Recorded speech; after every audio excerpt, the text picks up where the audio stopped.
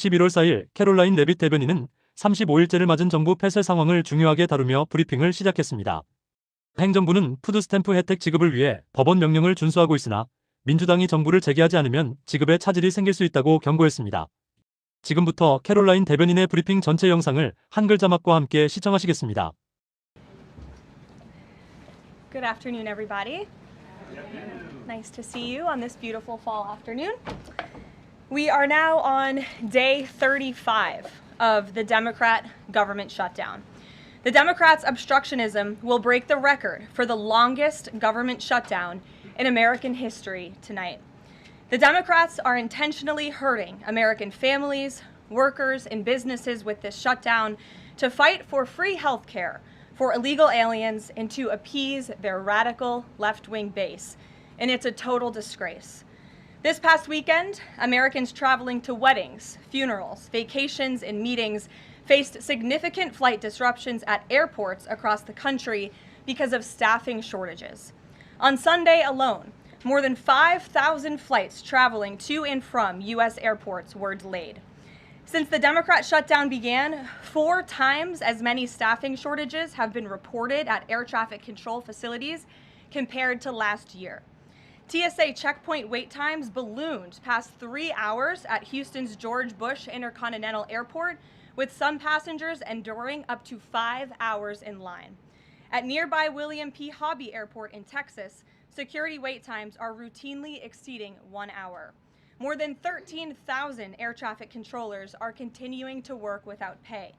Because of the Democrats, these men and women who keep our airspace safe and moving will miss a second paycheck in a row this Friday if Democrats refuse to open the government. Let me be clear to our incredible air traffic controllers across the country.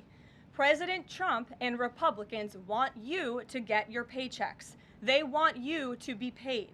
Please call on your Democrat senators and tell them to side with President Trump and Republicans to vote to reopen the government. Our nation's 4 largest airlines, United, Delta, American, and Southwest, have now all endorsed the Republican, nonpartisan, clean funding bill to end the government shutdown. Major unions, collectively representing tens of thousands of pilots, have also joined the airlines in calling on Democrats to pass the clean, nonpartisan CR. The travel industry is also imploring Democrats to end the shutdown and reopen the government.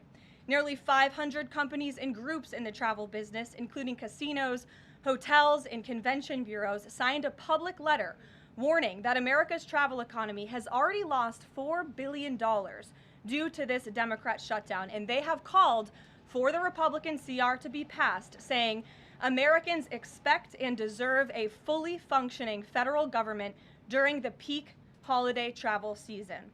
Never before have we seen private industry and union leadership so unified on the same issue, rallying behind Republicans in such a vocal way. The Democrats have completely lost the plot.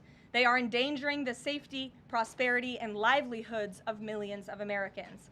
It's well past time Democrats do what they did 13 times under Joe Biden and pass the clean funding bill extension. All we need are 5 Democrat senators to put country over party and vote to end this reckless shutdown.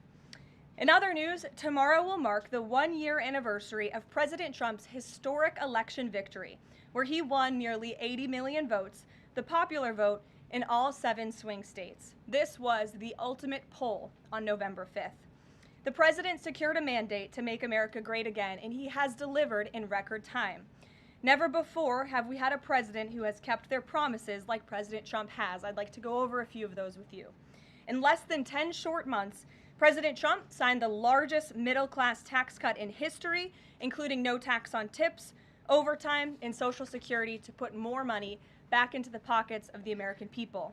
The president ended the southern border invasion of the Biden administration, made our border the most secure in history, and he is carrying out the largest mass deportation campaign of illegal aliens in our nation's history to protect our homeland, just as promised.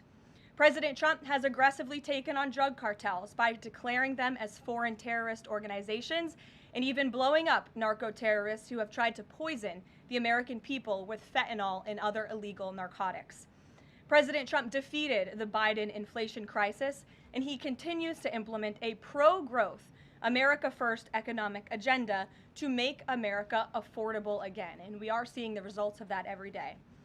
Inflation has remained low and steady, averaging just 2.5% compared to the painful average of 5% under Biden, and we know it was historically higher than that for most of President Biden's term. Meanwhile, real private sector wages are on track to rise by almost $1,500 since President Trump took office, a significant change to the Biden years where private sector wages declined and were being wiped out by inflation. President Trump has ended the reckless war on American energy and unleashed energy dominance, with gas prices now plummeting to their lowest average levels in more than 4 years. President Trump implemented powerful tariffs to rebalance America's trade deals, protect American workers, and returning our country to be a manufacturing superpower once again. As a result, the president has secured trillions and trillions of dollars in private and foreign investments into the United States, which are creating high-paying jobs for the greatest workforce in the world. The president has restored America's place as the leader of the free world through his unwavering peace through strength foreign policy that has already ended 8 wars and counting. And the president ended illegal DEI initiatives in our federal government and is returning our country to a merit-based society based on common sense. President Trump protected opportunities for women and girls to compete safely and fairly by continuing to keep men out of women's sports. Americans have a president who works tirelessly, literally 24/7, to improve their lives and make our country better than it has ever been before. So with that, today we will open it up to questions, and we will start with our independent journalist in our new media seat, Julio Rosas. Julio, please start. Thank you. Thanks, Caroline. So over the weekend in Mexico, a mayor in Michoacan, Carlos Manso, he was assassinated while celebrating Dia de Muertos with his family. His assassination has sparked a lot of outrage. A lot of Mexicans are very upset. They're blaming President Claudia Sheinbaum for not taking the cartel threat seriously enough. Yesterday, she said that, once again, she's not going to allow any foreign military intervention to take on the cartels on Mexican soil, and that Mexico is not going to pursue a drug war similar to what they've done in the past. So my question is President Trump satisfied with Claudia Sheinbaum's approach to cartels? And if not, has Manso's assassination kind of opened up some new options for the United States to pursue regarding cartels? Well, first of all, with respect to this specific news item and this alleged assassination that took place in Mexico, I know the Trump administration, we are aware of that, and of course we condemn all political violence anywhere in all forms. As for Claudia Sheinbaum and the president's relationship with her, I think he has a lot of respect for her as president of Mexico, and he also really appreciates the coordination that she has provided to the Trump administration. I can't speak for her and what she's doing internally in her country. I can speak for the president in saying we are continually pushing Mexico to do more to tackle the drug trafficking and the drug cartels within their country, and we are working with them in any way that we can.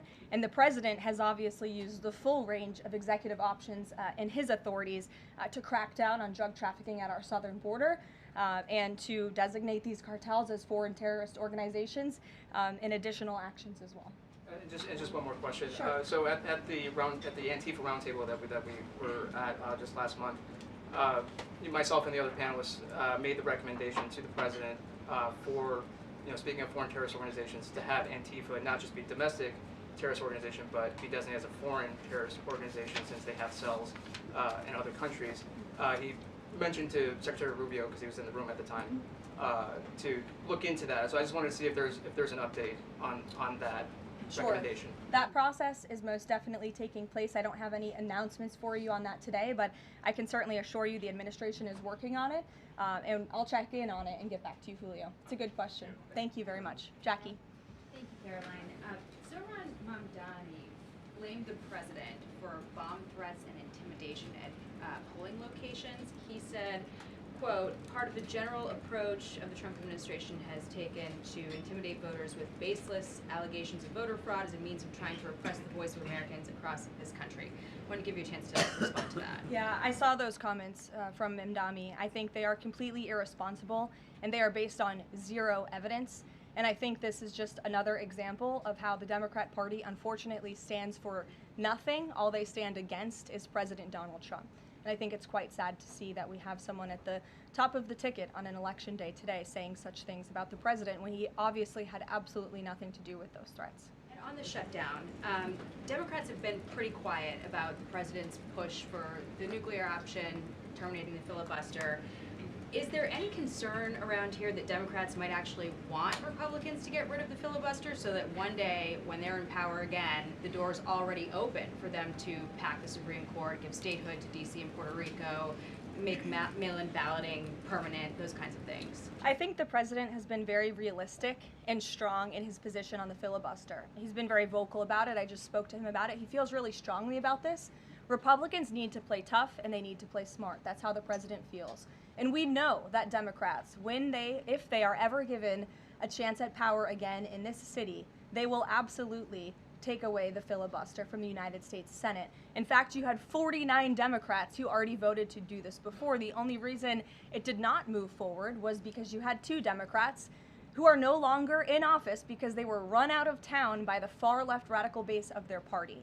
And so President Trump is quite clear on this. He wants to see Republicans move as many good pieces of legislation for our country forward in the next 3 years of his administration as they possibly can, and the filibuster is one means to doing that. Talk to Johnson and Thune about it. I know that they had both voiced some opposition. Have there been any conversations with them? He has. He's made his position to them very clear, both publicly and privately. Ouija. Can you help clear up some confusion about SNAP benefits? Because Sure. the president just posted that they will only be given out when the radical left Democrats open the government and not before. But just yesterday, the administration said it would comply with a court order to expend the full amount of SNAP contingency funds by end of business day yesterday. So did the administration distribute that money or defy that court order? No, the administration is fully complying with the court order. I just spoke to the president about it. The recipients of these SNAP benefits need to understand it's going to take some time to receive this money because the Democrats have forced the administration into a very untenable position. We are digging into a contingency fund that is supposed to be for emergencies, catastrophes, for war. And the president does not want to have to tap into this fund in the future, and that's what he was referring to in his Truth Social post. So the Department of Agriculture, as for the latest SNAP payment in the judge's order, put out guidance to states today on how to get that money to the recipients of SNAP. But it's going to take some time. The best way to get the full amount of SNAP benefits to those beneficiaries is for Democrats to reopen the government. So to anyone who is a SNAP beneficiary at home who needs that assistance, and the president was just saying, this is for people who are truly needy, who need food, who need this assistance from the United States government. Democrats are holding it up and making it difficult for the administration to get those payments out the door. So if you are at home and you want your SNAP benefits, call the Democrats and tell them to reopen the government. Blocking that contingency fund for the future if this shutdown lingers on? Look, the president does not want to have to continue to dip into a contingency fund that doesn't even have enough money, by the way, to fund the full program. It takes $9 billion to get the full scale of the benefits out the door. This contingency fund only has about $5 billion in it. So again, Democrats need to reopen the government so we can get these benefits out the door for people who truly need them. Kate. Thanks. The president suggested that if Mamdani wins, that he would cut federal funding to New York. How much funding would be impacted? What would be impacted there? Well, look, we won't get ahead of the election results, nor will I speak to what the president may do in the future. We'll see how tonight goes, and then I'll let him speak on it further. And why did the administration exclude Democratic lawmakers? Last week there was a briefing about U.S. strikes on alleged drug trafficking boats. Why were those Democrats excluded? The administration has briefed Congress on these matters 8 separate times, and Democrats have been included in those briefings. In fact, I know that Secretary Rubio will be on Capitol Hill tomorrow to brief the Gang of 12, which includes Democrats as well. So the president's made it very clear. If senators want to understand the administration's operations against narco-drug traffickers, we are very happy to speak with them about that, and we will continue to do so. But we've been incredibly transparent. As I said, there's been 8 briefings on this topic, with the 9th coming tomorrow. Rachel. Thanks, Caroline. There's been some reporting out there about the possibility of furloughed workers not getting back pay. We know that the president signed that bill into law in his first term. Does the administration guarantee that all furloughed workers will get back pay? This is something we are very much open to discussing with Democrats as part of the discussions about the continuing resolution to keep the government open, and it's something that Republicans are talking with Democrats about right now. I won't get ahead of those negotiations or discussions. That's a possibility that may not happen, even though it's law. I just said Republicans in the White House are very much open to discussing this with Democrats. And just one last question. As this government shutdown now drags on, about to make history as the longest government shutdown in American history, can you talk about what the president is personally doing to try to see an end to this? He's pushing Republicans to keep voting and to keep opening up the Senate floor to vote for the clean continuing resolution. He had the Senate Majority Leader and the House Caucus Leader, Hakeem Jeffries, here at the White House to talk about this in the very early stages, to give them a chance to come to their senses and avoid this entire government shutdown at the very beginning. And they chose not to. And I think it's been very clear to everyone in this room and to everyone across the country that the Democrats are playing partisan politics with our United States federal government. And all Republicans have wanted to do for the last 35 days is reopen the government. That has been the president's position since day one. It is his position today on day 35. And all we need are 5 common sense Democrats with have a little bit of courage and come to the table and vote with Republicans. I saw Senator John Fetterman on television last night saying that he hopes more folks in his party will step up. And we certainly agree with him on that point. Sure. Caroline, the president posted on True Social that the voting underway in California is, quote, rigged. What evidence does he have of that, and what does it mean that mail-in ballots in that state are under legal and criminal review? By whom and why? And also, in this vein, does the White House still plan to issue an executive order banning mail-in voting, and what legal authority do you have to do that? The White House is working on an executive order to strengthen our elections in this country and to ensure that there cannot be blatant fraud, as we've seen in California with their universal mail-in voting system. It's absolutely true that there's fraud in California's elections. It's just a fact. It is just a fact. They have a universal mail-in voting system, which we know is ripe for fraud. And if you want to deny that, I'm happy to provide you all of the evidence for it. I'd be glad to send that to you after this briefing. Rigged. Fraudulent ballots that are being mailed in the names of other people, in the names of illegal aliens who shouldn't be voting in American elections. There's countless examples, and we'd be happy to provide them. As for executive action the White House is taking, yes, we are looking into that. And like any executive order, of course, any executive order the president signs is within his full executive authority and within the confines of the law. Stephen. Thank you, Caroline. I've got 2 questions I'd like to ask you about New York, but first I'd like to ask you about breaking news from the Attorney General. She revealed just about an hour ago that the Biden Justice Department seized President Trump's official first-term phone and subpoenaed his private phone records. Do you have a reaction to that? And also, do we know if they actually got those private call records? I saw the Attorney General's post on that. For additional questions, I would refer you to the Department of Justice, but I think this is just further evidence of the egregious overreach and weaponization of government that took place under the previous White House against then former President and now President Donald J. Trump. It was a clear effort by the Biden White House and the Biden DOJ to go after the president, and this is just further evidence of that. On New York, we've seen the president's messages that he's put out, but could you describe how he's feeling as a New Yorker watching this election? Well, the president is a New Yorker and he loves New York. It is his home. He talks about that all of the time, and he's made his thoughts on this election quite clear, I think, himself. In the back, yes, go ahead. Thank you. Over the weekend, there were reports. I was going to you in the green, but go ahead and then you can have your question. Thank you. Over the weekend, there were reports that President Trump was due to host President of Syria, Ahmad al-Shara, on Monday. Do you have any preview for that meeting? Is he expected to invite him to join the U.S.-led anti-ISIS coalition? I can confirm that that meeting will be taking place here at the White House on Monday, and this is part of the president's efforts in diplomacy to meet with anyone around the world in the pursuit of peace. And as you know, when the president was in the Middle East, he made the historic decision to lift sanctions on Syria to give them a real chance at peace. And I think the administration, we've seen good progress on that front under their new leadership. And so he will be here at the White House on Monday, and I'll let the president speak further on it on Monday.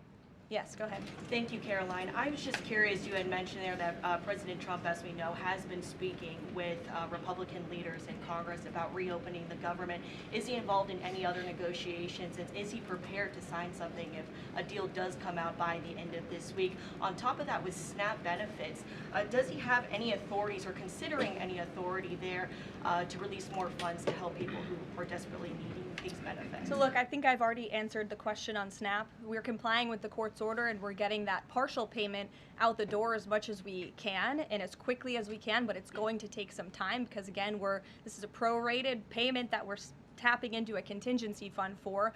The best way to get those payments out the door is for Democrats to reopen the government. But yes, the president is in constant communication with his friends on Capitol Hill. They know, they call, he answers, he picks up the phone. He's a very transparent president in that way. And as soon as the Democrats pass the clean continuing resolution, President Trump will be here to sign it. Michael. Thank you, Caroline. President Trump has threatened to go into Nigeria guns a-blazing if Nigeria's government does not stop the killing of Christians in that country. Has the White House heard back from Nigeria's government on this threat? As the president stated, Michael, if the Nigerian government continues to allow the killing of Christians, the United States will immediately stop all aid and assistance to Nigeria and may take action to wipe out the Islamic terrorists who are committing these horrible atrocities, especially against innocent women and children. I don't have any further announcements on that for you today, but I can assure you the President of the United States is watching this situation unfold very closely, as is our Secretary of State, Marco Rubio. Caroline, President Trump has endorsed Andrew Cuomo in New York City's mayoral race. He has not by name endorsed Winsome Sears in Virginia's gubernatorial race. Why is that? Look, as you know from this podium, I'm quite limited in what I can say with regards to ongoing political elections. I think the president has spoken for himself and what he wants to see take place in these elections today. Lalit. Thank you. I would like to ask you about India-US relationship. What is President's thoughts on the future of India-US relationship? I'm sorry, Lalit, can you repeat that? What is President's thoughts on future of India-US relationship? I think he feels very positive and strongly about it. As you know, he recently, a few weeks back, spoke to Prime Minister directly when he celebrated in the Oval Office Diwali with many high-ranking Indian American officials here at the White House. We have a great U.S. ambassador to India in Mr. Sergio Gore, who will represent our country very well. And the president and his trade team continue to be in very serious discussions with India with respect to that topic. So I know the president has great respect for Prime Minister Modi, and they speak pretty frequently. Thank you. Hi, yes. The air traffic controller crisis ongoing. Secretary Duffy said he will now start to cancel and ground flights next week to maintain safety. Should people fly next week given this new information, and is the administration encouraging people to stop flying altogether and look at alternative transportation modes? The administration is encouraging Democrats to reopen the federal government so this chaos and disruption to our air traffic control system in the United States of America stops. It is ridiculous that we have even gotten to this place and that the Democrats have continued to shut down the government with 35 days, our air traffic controllers continuing to work unpaid, every single major airline in our country coming out and begging the Democrats to please reopen the government. And you had a Democrat staffer who was quoted, I believe in Politico a few weeks back, saying, short of planes falling out of the sky, we are not going to reopen the government. That is a reckless and dangerous statement from someone who didn't want to put their name on that statement, but we know it came from the Democrat Party. And I think we're very clear. We want to reopen the government so we can resume travel in the safest and most efficient way possible, especially as we head into the busiest travel season of the month. We have Thanksgiving in a few weeks. And so Americans across the country need to make it very clear to their Democrat representatives that we want this government to be reopened so we can resume safe and efficient travel. Fran. Caroline, as of last I checked, the president still had not commented on the death of former Vice President Dick Cheney. Is the White House involved in the funeral arrangements in any way? Does the president plan to speak at the funeral? Has he spoken to anyone in the Cheney family today? And does the White House have an opinion on whether or not the former vice president should lie in honor or stay in the Capitol? I don't believe the White House is involved in that planning, or at least hasn't gotten to it yet. I know the president is aware of the former vice president's passing, and as you saw, flags have been lowered to half staff in accordance with statutory law. Jasmine. Thank you.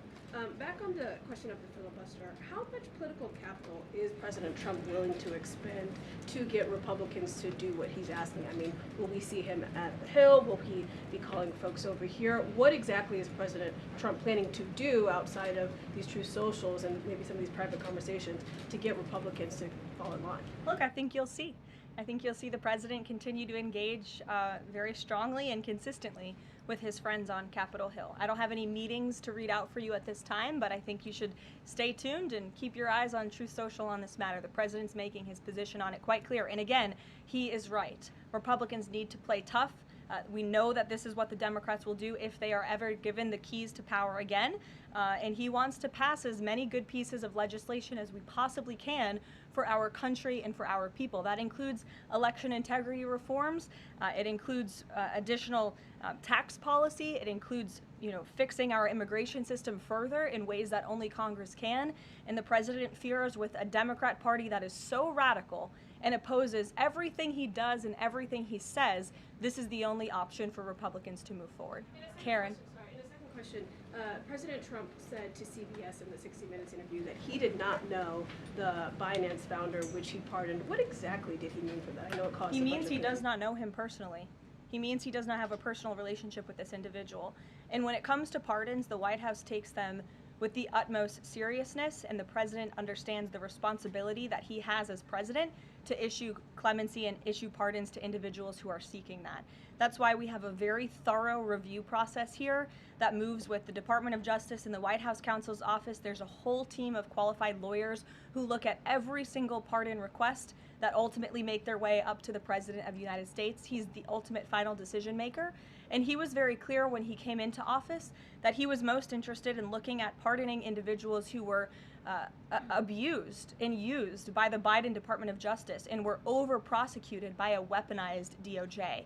And the individual you're referring to, that was certainly the case. Even the judge in his case said that the sentencing that the Biden administration was asking for was egregious and went too far. And so the president is correcting that wrong, and he has officially ended the Biden administration's war on the cryptocurrency industry, and I think that's the message he sent with this pardon. Karen, yes. Back on the issue of back pay for furloughed workers, you said that the White House is open to discussing that with Democrats, but what would that discussion even be? There was a law, the president signed it in 2019.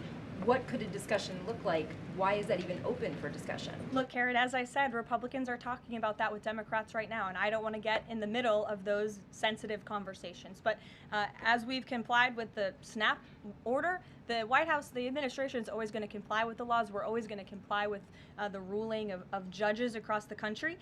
But the Republicans are discussing this matter with Democrats right now. Why would there even be a consideration of not paying those workers? Tom Dempsey with News Nation. Big day in the Supreme Court tomorrow with President Trump's tariff policy facing a legal challenge. What's at stake with that case? And if the Supreme Court rules against the Trump administration, what is Plan B for trade policy?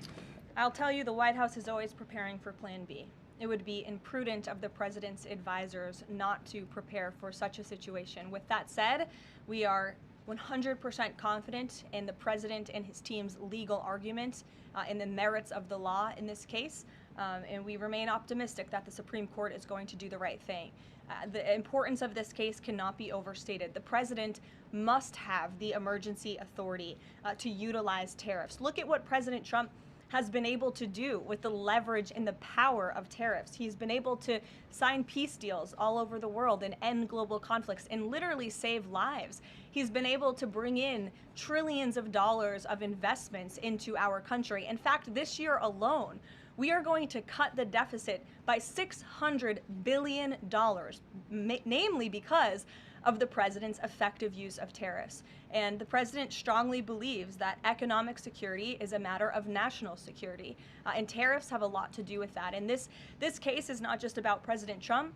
It's about the use of this emergency authorization for tariffs for future presidents and administrations to come, and we're confident and hopeful that the Supreme Court will do the right thing. Kristen. Why did President Trump get an MRI during his recent visit to Wall Street?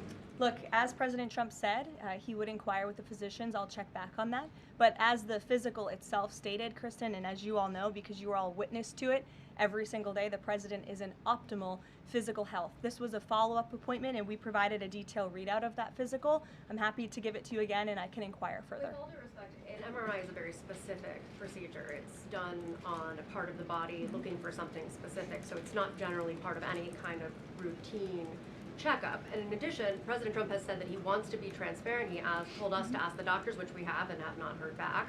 Why don't we have more information on this? As I said, I'll check back for you. Go ahead. Karen, can you update us on the mediation efforts this administration is leading in Sudan, trying to achieve a ceasefire there? Sure, yes. The United States is actively engaged in efforts to bring about a peaceful resolution to the terrible conflict in Sudan. We remain committed to working with our international partners, including Quad members, Egypt, Saudi Arabia, the UAE, as well as others, to lead a negotiated peace process that addresses both the immediate humanitarian crisis and the longer-term political challenges. I actually spoke with Secretary Rubio about this morning, as of course there's been, kind of an uptick in recent reporting on the matter, and he assured me that the administration is very much engaged. We're in pretty frequent communication with those Arab partners that I just mentioned, and we want to see this conflict come to a peaceful end, just as we have with so many others, but the reality is it's a very complicated situation on the ground right now. Yes. Hi, yes. Just trying to go back into the subject of Mexico. Is the Trump administration planning to send U.S. troops to Mexico to combat drug cartels, as reported by other outlets? That's not something I would confirm from this podium if it were happening, so I will not comment on that. Eamon. Thank you, Caroline. Why did the president decide not to go to the Supreme Court tomorrow? He'd indicated earlier that he might want to go and attend in person. Yeah. And now he's saying he's not going to go. Why? The president did have an interest in attending the Supreme Court hearing tomorrow, as I just expressed how important it is to him, the administration, and the country, this case. But he is traveling to Miami tomorrow, as you all know, to give an economic address with the mayor of Miami and many global business leaders to talk about his historic success with the economy over the past 10 months and talk about sort of where we are headed as a country in terms of our economy. So he'll be traveling tomorrow on the road in Miami. That's why he won't be here, but Secretary Scott Bessent will be in attendance at the hearing tomorrow at the request of the president. He has said that he doesn't want to export the high-end NVIDIA chips to China, but the Wall Street Journal reported yesterday that there was some question about whether the president would raise this as a possible concession with the Chinese side during his meeting with Xi Jinping. So does the White House consider NVIDIA chip exports to China to be a closed issue right now, or is this an ongoing negotiation between the United States, China, and NVIDIA at this point? The president has made his position on this very clear, both to the Chinese and also to all of you. He's answered this question directly. As for the most advanced chips, the Blackwell chip, that's not something we're interested in selling to China at this time. Annie? Does the president think that the results of the Virginia or New Jersey gubernatorial races tomorrow, or statewide races tomorrow, will in any way reflect a voter sentiment towards his administration? Look, Annie, I'm not at liberty to talk about the election results, and I certainly won't get ahead of them. I'm not going to engage in hypotheticals that may or may not happen tonight. We'll have to watch and see. And I'm sure you'll hear directly from the president tomorrow on that point. Quickly on Snap, just really quickly, is there anything that prompted the president's tweet this morning? Because it did seem quite different from some of his other communications about Snap. It seemed a little bit out of the left field. I'm just wondering if he had a conversation or if there's anything you're aware of that caused him to decide to, at around 11 o'clock, to send out that message. Look, the president is constantly well read on the news, as you know, and he is very much aware we are in day 35 of a government shutdown in which these SNAP benefits, we're pushing them out the door. USDA put out that guidance to the states this morning. The president was aware of that, and he wants to make it very clear that these benefits are in jeopardy because of the Democrats, and they should just open the government so that we can continue getting these funds out the door in an easier and more efficient way.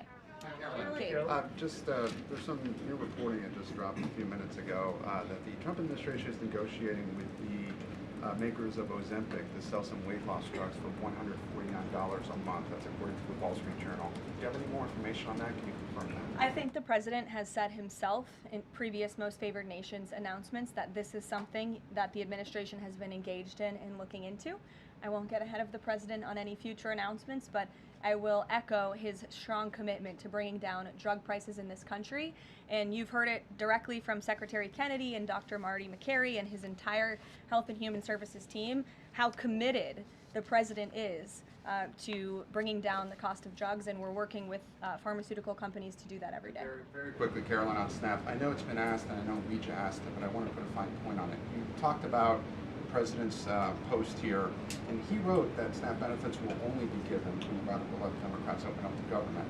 I understand your previous answers, but as written, how would that not violate a court order as it's written? I've now answered this question several times, Gabe. We are complying with the court's order. We are getting the payments out the door as quickly as we can. USDA sent the guidance to the state. The president is referring to future SNAP payments. He does not want to have to keep tapping in to an emergency fund and depleting it. In the case of a catastrophe in this country, he wants to have those funds preserved, as they should be. And he's made it very clear Democrats should reopen the government. I have one final positive note for all of you. I told you I would keep you posted when the White House would resume public tours. Well, I'm pleased to announce the Office of the First Lady has reopened the doors for public tours on Tuesday, December 2nd. There will be an updated route, of course, for guests in light of the ballroom construction that's taking place, but we very much look forward to celebrating the holiday season. And the public and members of Congress and anyone who wants to come visit the First Lady's beautiful decorations is welcome to go to whitehouse.gov/visit to sign up for a tour. Thanks, guys. We'll see you tomorrow.